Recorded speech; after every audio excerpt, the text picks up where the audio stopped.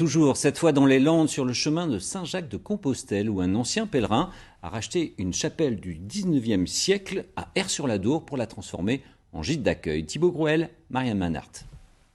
28 km dans les jambes et enfin la récompense. Un repos bien mérité après une longue journée de marche. Tu dors en dortoir, je crois, ce soir. En dortoir. Et après une bonne douche, ça ira mieux.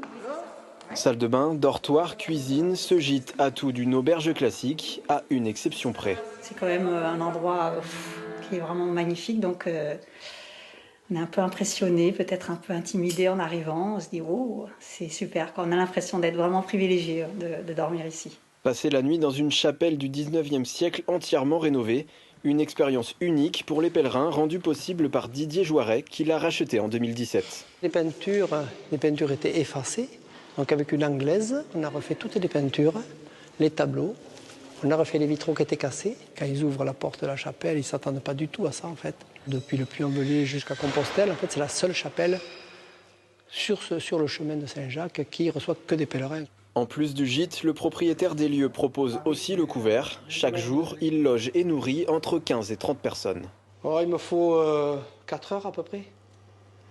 4 heures pour préparer toute la nourriture. Et puis après, le lendemain, il y a tous les lits à faire, il y a beaucoup de travail.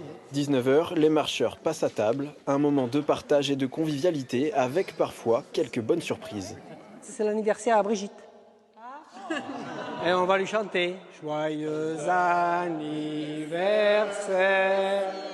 Ça fait comme une famille, quoi. Et pour ceux qui n'ont pas toujours une famille, tout d'un coup, on redécouvre l'esprit famille. L'esprit complicité, l'esprit d'un temps intemporel. Et on est très heureux. Pourtant, personne ne se connaît, mais tout d'un coup, c'est comme si on était un peu liés par quelque chose d'invisible.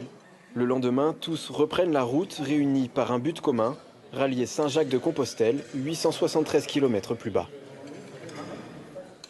Après les Landes, place à notre rendez-vous quotidien pour un jour